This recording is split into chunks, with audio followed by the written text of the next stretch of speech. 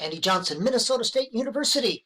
Topic of this YouTube is Louisa Moats, saint or sinner, prophet or profiteer, scholar or dollar, for people or for profit, and letters.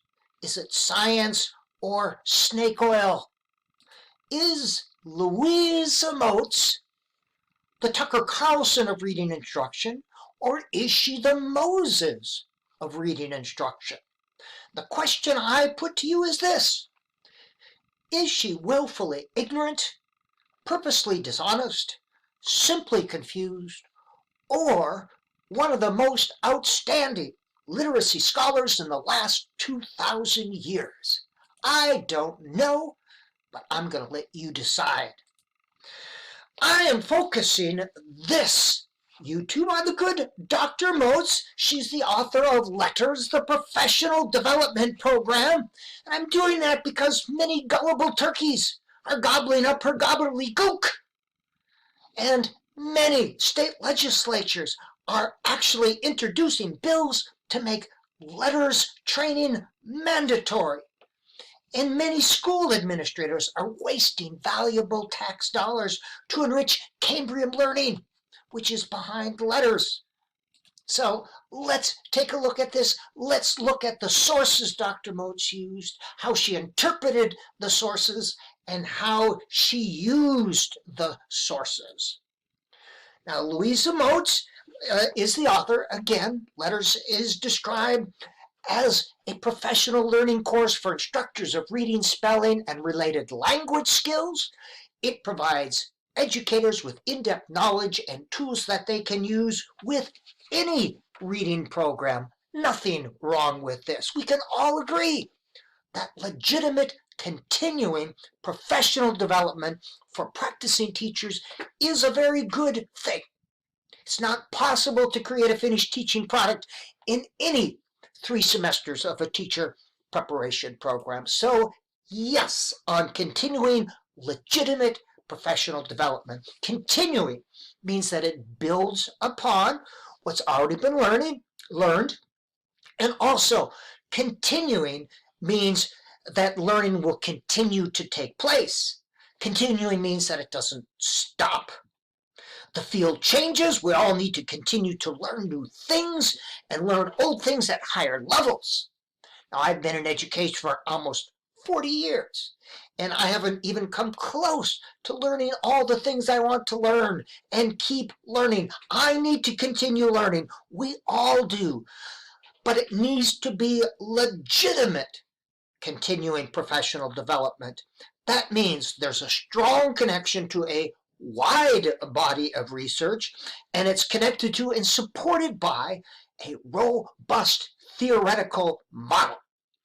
So, is Letters legitimate? I don't know. I'm not going to make that call. That's up to you to decide. But I am going to provide just a little background information here. The good Dr. Moats has courses and modules available for teachers. Nothing wrong with this. Courses and modules can be very good things. Some of my best friends have them. However, the cost is $1,545 per course and applicable fees. In addition to costs of tuition, each student must have a Letters textbook and online license. Now, think about this. $1,545 per course plus other fees. Think how many good books for a classroom you could buy for $1,545.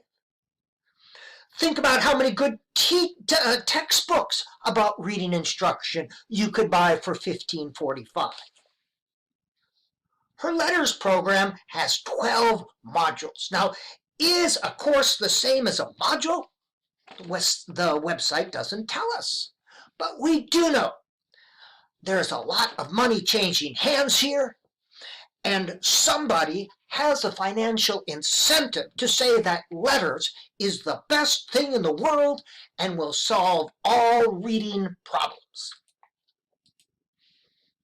Letters is part of an organization called Lexia Learning, part of Cambrian Learning Group. net worth around $700 million. Now, if we all work really hard, we can help Cambrian Learning get above the 700 million mark. And that's something we should all aspire to. Yes? Cambrian Learning. Cambrian Learning, $700 million.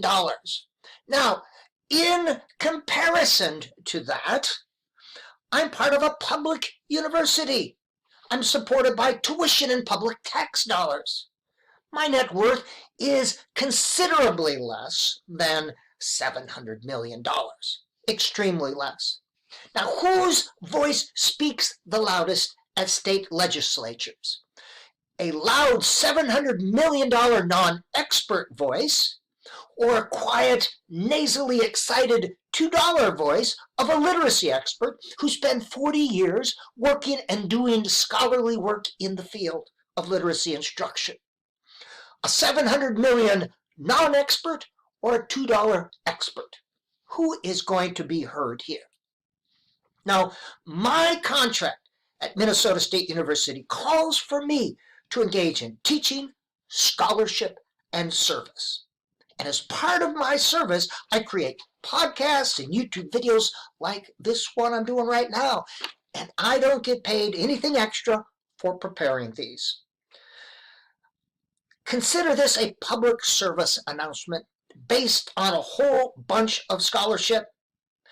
I'm doing what the state of Minnesota hired me to do 27 years ago, and that was to be and become a literacy instruction expert and to use my expertise to teach pre-service and practicing teachers and to move the field forward. Now, it's important to differentiate myself from Dr. Moats here. My motivation is not profit. I'm not getting paid anything extra to do this. I'm not trying to move product. I'm not trying to get internet views or listens or friends or clicks. And there's no ads on any of my videos or websites. I am an employee of the state, a public servant. The state of Minnesota pays me to be well informed on things like letters and to use my teaching and scholarship to move the field forward, not to make more money. So I do my job, and this is part of my job. Now, in various online forums, when I discuss letters and express my skepticism of letters, I'm sometimes asked the question, have you taken her course? Have you read her book? And this is a fair question. I've read much of Dr. Moats' previous work, but have I taken her course? Let me answer it this way. On the letter's website, Dr. Moats has a white paper and other material. Now, based on this white paper and the rest of the material on the website and the past work of Dr. Moats, it is my professional opinion, and just my opinion, mind you, that somebody would have to be an ill-informed, illiterate clown to want to spend any additional time or money for letters or letters material based on what I found here. Now, I recognize I certainly could be wrong, but her white paper seems to provide a stronger case for why somebody shouldn't give any time, money, or credence to letters. But I'm getting a little ahead of myself. Dr. Moats' white paper on the Lexia Learning website is called Literacy Professional Learning, Why It's Essential. And by the way, we all would agree with her here. Professional development related to all aspects of teaching, but especially teaching literacy, is essential. Nobody disagrees. However, some might say that professional development should be based on legitimate research and science, not I thinkisms, pseudoscience, and clownery. Legitimate research and science versus I thinkisms, pseudoscience, and clownery. Which category does the good Dr. Moats fall in? Again, I'm just presenting the facts. I will let you decide. But on this website, Essentially, it's an infomercial disguised as research if you go to her website. Now, everybody believes that literacy professional learning is essential. Everyone. In her white paper disguised as scholarly work, she lists 10 reasons to support this thesis. And again, everyone agrees with this. Everyone believes in it. It's the statements she uses to support this statement that is a bit disconcerting. It's the Weasley ways in which citations are used to support her thesis statement, which are also a bit confusing, troubling, head-scratching, disconcerting. So we'll examine how she uses supporting citations, and this will provide you some important clues as you consider the legitimacy of Dr. Moats and her for-profit claims related to her for-profit program letters. And here you see the 10 declarative statements to support her central thesis that literary professional learning is essential. Again, everybody agrees with this. And I'll eventually unpack all 10 of these statements, but here I'm going to just focus on statement number 1, and this will give us some clues. Declarative statement number 1.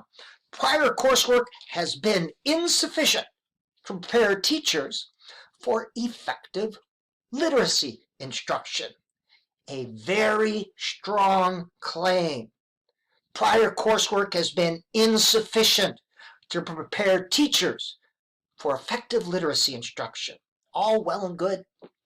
And we should be able to assume that she's able to back up this very strong claim with some solid peer review research.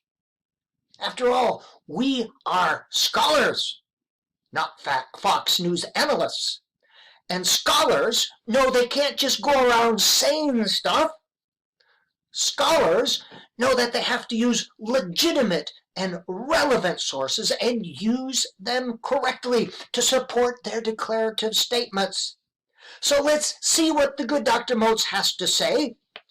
She uses 2 supporting statements to support her declarative statement, each one with references. Here are the supporting statements. Higher education teacher preparation courses often teach only some of the essential components of reading recommended by major consensus reports, such as that of the National Reading Panel. Okay, that's statement number 1. And supporting statement number 2, the majority of teacher preparation programs do not offer courses that thoroughly prepare teachers to build all of the essential skills involved. Here she cites 1 source, and here she cites 5 sources. So that's supporting statement number 1, and she cites the National Reading Panel report put out by the National Institute of Child Health and Human Development. All well and good. Within this statement, within this first statement, there are 2 propositions. Proposition number 1 is that higher education teacher preparation courses often don't teach essential components of reading. And thesis number 2, essential components of reading have been identified by major consensus reports such as that of the National Reading Panel. These 2 propositions can be found within a single sentence. She uses a single citation for both propositions, thereby giving the impression that both propositions are supported by the same National Reading Panel citation. In other words, she's giving us the impression that there's strong research to support the proposition that higher education teacher preparation programs, like the one that I work in, are not teaching the right things. That's the for-profit impression that she wants to give us. But I am just a bit confused here, because in Chapter 5 of the NRP report, it focuses on teacher education and reading instruction. Great. It focuses both on pre-service teacher preparation courses and professional development for practicing teachers, both of those. There is nothing in the report related to the content of teacher preparation programs. Nothing. The only conclusion made in this report that both pre-service education and practicing professional development programs can be effective. That's it. That's all it says. So, did she actually read the report, or did she just sound out the words? That is the question. The first proposition: higher education teacher preparation courses often teach only some of the essential components simply is not something stated in the NRP report. It's not supported by the citations. So what are we to conclude? It seems to be something that the good Dr. Moats made up. The NRP citation she cleverly snuck in at the end of her sentence refers only to the 5 essential components of reading instruction identified by the NRP report. It has nothing to do with what is or is not taught in teacher preparation courses. It has nothing to do with how often essential components are not taught. And I don't know which is more disturbing, that Dr. Moats doesn't know better, or that Dr. Moats knows better and uses this citation anyway. So let's look then at her second supporting statement used to support that prior coursework is not sufficient in preparing teaching literacy effectively.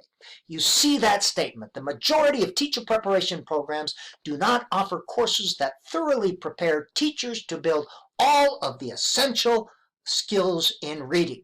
So let's unpack each of these, each of the propositions. The majority of teacher preparation programs. What does that mean? How many is the majority? Is that 51% or more? That's the majority. And how was that determined? It said that these do not offer courses, these programs that thoroughly prepare teachers to build all of the essential skills involved in reading. Okay, fair enough. But what is thoroughly prepared? Who defines that? How do we know what is and isn't thoroughly prepared? What are the essential skills, and who made the decision? And essential according to whom?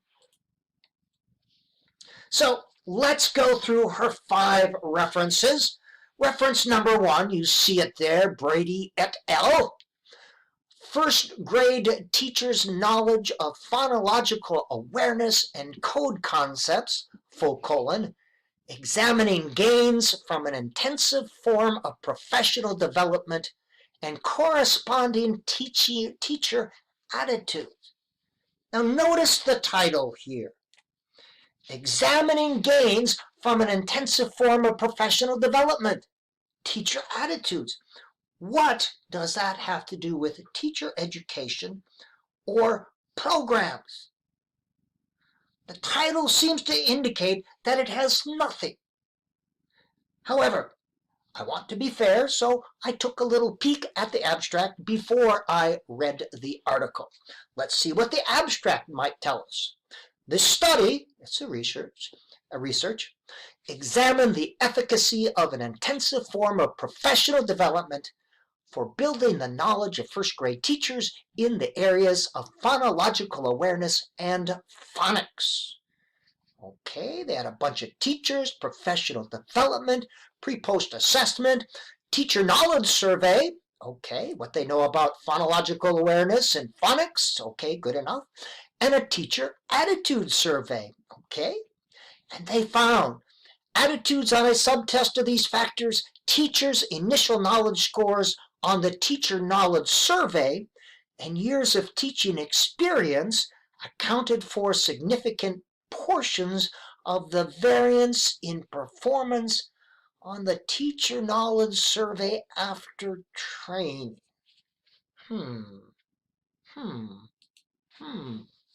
What can we conclude here? Well, for this first reference, it's not at all related to the claim. Nothing there about teacher education programs and the courses they offer. It was a study on professional development for teachers. The knowledge pretest looked at knowledge of phonological awareness and phonics concepts, and the researchers found that knowledge of phonological awareness and phonics concepts accounted for higher post-test scores of knowledge of phonological awareness and phonics concepts. Who would have thought? So let's take a look at reference number 2. You see it there, and you see this is a publication from NCTQ, the National Council for Teacher Quality. This is not a reliable source. This uses junk science and propaganda. It calls itself the leading expert on teacher quality, but if you have to call yourself something, you're probably not that thing you call yourself. It's funded by 31 corporate entities. So we can conclude reference number 2, that is junk science and propaganda, no peer review, not a valid or reliable source.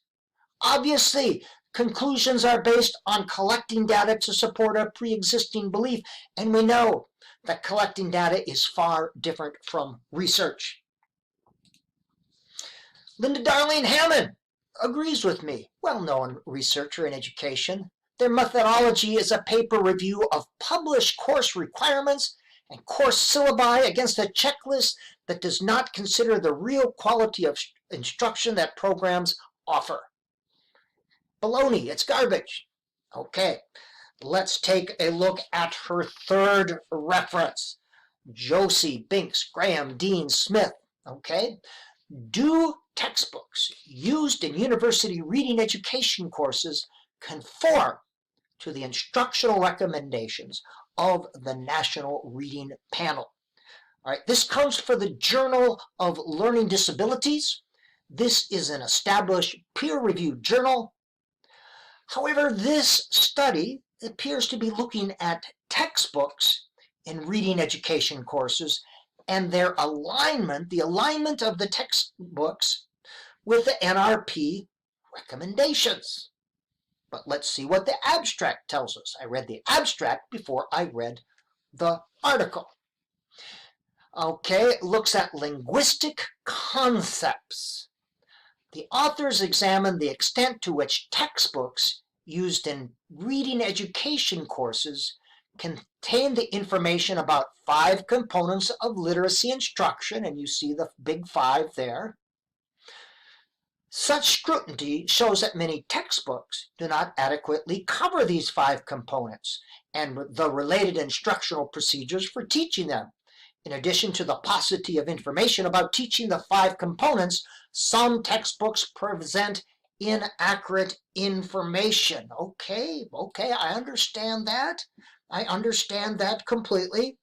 But this is a study that focuses on textbooks. They looked at 17 textbooks from 5 well-known textbook publishers that they selected. Textbooks are not a curriculum. Textbooks are tools often used with other sources. No single textbook covers everything the way any instructor wants unless the instructor writes their own textbooks. And the assertion that linguistic concepts or linguistic knowledge is necessary to effectively teach reading is an I thinkism based on their experience. Is there any scientifically derived data that says this is a significant variable, linguistic concepts, in determining the quality of reading instruction? So this does not support the supporting statement or declarative statement that Dr. Moats makes. All right? It was a subjective analysis of 17 textbooks. quite a stretch to use this study to support the case that the majority of teacher education courses or programs, and a course is different than a textbook, do not offer courses that thoroughly prepare teachers to build all the essential skills involved in reading. I made a mistake there, you'll have to forgive me. But again, textbooks are a tool, they are not a curriculum. Most professors bring in their own material besides that. Okay, let's take a look then at our next source. Why elementary teachers might be inadequately prepared to teach reading. Okay, we might be getting someplace. Finally, this seems to be related to declarative statement number 1 and supporting statement number 2. Okay, so let's not get too ahead of ourselves, but let's take a look first at the abstract. Several national reports have suggested the usefulness of systematic, explicit, synthetic phonics based on English word structure, along with wide reading of quality literature for strong support. Okay, that many in-service teachers are not knowledgeable in the basic concepts of the English language. All right, they may be well versed in children's literature, but not know how to address the basic blocks of language in reading. Okay, so the premise here is instructors responsible for training future elementary teachers aren't familiar with the concepts of the linguistic features of the English language. And apparently these features are essential. And again, we have not made that connection. They found that teacher educators perform poorly on concepts related to morphemes and phonemes. All right, let's take a look at that. There, in the first study, study number 1, there were 2 studies in this paper, 2 studies. So let's look at study number 1.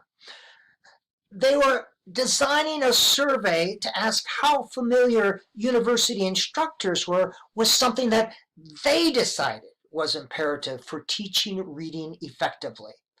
Linguistic features of the English language, they said, are imperative. So they found that survey participants performed poorly on their survey that they made up, asking questions about concepts related to morphemes and phonemes. So apparently you need to know concepts. It's essential that you know what a morpheme and a phoneme is, and you understand the concepts. That is the study based on the design. Was there any selection bias here? Let's look at who took their survey, and this is based on a survey. She's making generalizations based on a survey of 78 college and university instructors who taught reading courses. All right, 68 doctoral degrees, 10 were okay. All had previously taught in elementary schools. And teaching in an elementary school does not make one a literacy expert. All right, know that. Currently teaching 2 to 4 courses in reading education. Okay, lots of people teach reading courses. 30 different universities and community colleges from the southwestern United States. She's making a generalization to all teacher preparation programs, or the majority of teacher preparation programs. From 30 of these in the southwestern United States, how many were universities? How many were colleges? How many were community colleges? It does make a difference. And these 78 came from different departments. And this is telling because one's department impacts the paradigm used to teach. There was educational psychology, not really reading. There was curriculum and instruction, okay. Special education, not reading. English as a second language, no. There was reading. Ed administration, nope. Ed leadership, no. And teaching experience, 1 to 20 years. It doesn't indicate how many had 1 and how many had 20. All right. So let's take a look then at the second study. 40 instructors were interviewed about best practices in teaching components and sub-skills of reading. 80% of instructors defined phonological awareness as letter-sound correspondence. They also did not mention synthetic phonics as a desirable method. Providing professional development experiences related to language concepts to instructors could provide them the necessary knowledge of language concepts related to early literacy instruction, which they could integrate. Okay, well, what does that have to do with the quality of teacher preparation programs? This was a survey with 12 questions related to the cause of reading disability, mailed to 40 instructors, not instructions. Doesn't tell us many teaching experience, okay? 80% of survey respondents didn't define it the right way, according to them. 80% didn't mention synthetic phonics is a desirable method for beginning reading instruction. And by the way, synthetic phonics is not a method. It's one type of phonics instruction used along with analytic phonics and large unit phonics. All of them should be included. The conclusion of their study was providing professional development experiences related to language concepts to instructors could provide them the necessary knowledge of language concepts. That has nothing to do with that and that. That has nothing to do with that or that, but yet it's cited as saying so. So we can conclude with this fourth reference. The authors of this study didn't generalize these results as Dr. Moats did. She shouldn't have. It's a stretch to use this to say that teacher preparation programs do not offer courses that thoroughly prepare teachers to build all the essential skills involved in reading. That citation is improperly used. All right, let's take a look at the fifth reference. This is like the second reference. It's junk science, propaganda, no peer review, not a valid or reliable source. Obviously, the conclusions were based on collecting data to support a predetermined or pre-existing belief. So, what can we conclude? Well, you decide. But based on the analysis of just one of her 10 declarative statements, what might you reasonably conclude? Louisa Moats, saint or sinner, prophet or profiteer, scholar or dollar, for people or for profit, letters, is it science or is it snake oil?